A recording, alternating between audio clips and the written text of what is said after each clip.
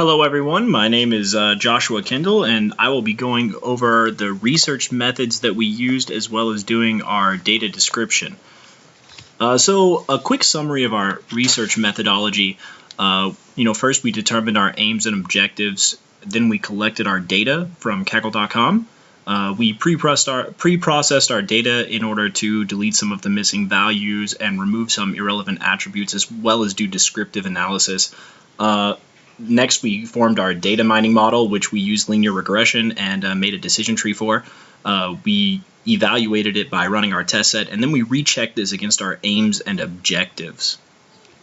So our aims and objectives were essentially to provide a model to predict home price based on select attributes.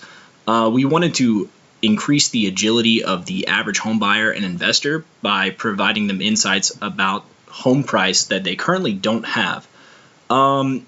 First, we identified some common variables that home buyers consider most based on some research that we did to figure out what home buyers and investors consider the most in terms of buying the house. We basically did secondary data analysis because we took our data from Kaggle.com. This was originally taken from Kaggle.com on November 3rd, 2018. It was from a competition about home price and predicting the sale price. The data contained a 1,460 record, 80 attribute training set, and a 1,461 record, 79 attribute test set.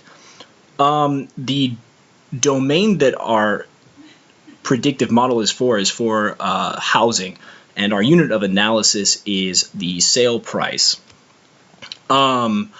When we did our data pre-processing and our preparation, we deleted some of the records with missing values.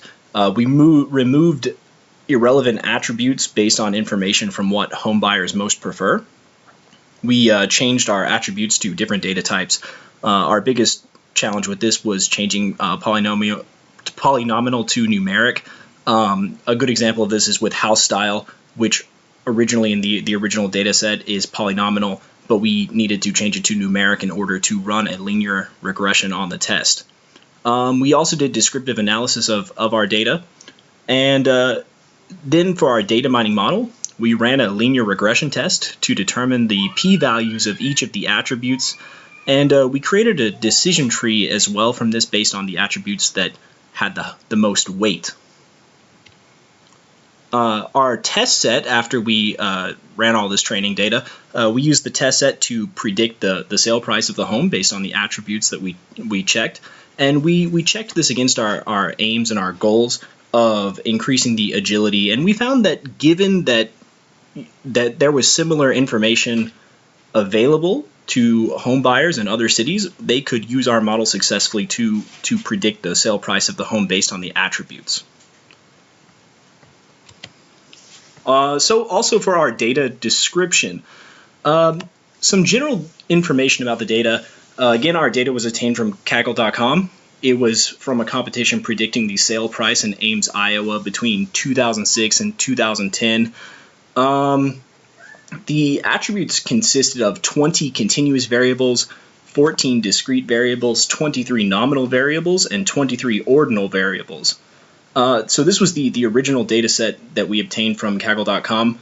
However, this data set itself was modified. It was originally collected and organized by Dean DeCock to replace the outdated Boston housing data from the 1970s that most students were using to run linear regression on and predictive models. He wanted to create a more modern version of this, and so during his sabbatical leave, he went to the Ames City Assessor's Office and asked if he could have permission to obtain this data, and they gave it to him in the form of a data dump. It originally contained 113 variables and 3,970 variables, but because he wanted to purpose this for layman's use, he basically deleted any variables or attributes that he deemed were too complicated for a common person to understand. The final data set that he had included 2,930 records and 80 attributes. The 80 attributes that he originally included there are the attributes that we also looked at.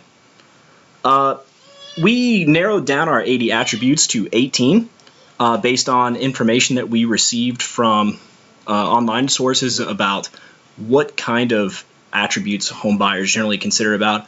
We categorized this into structure, size, amenity, and condition in order to kind of group these attributes together based on similar information.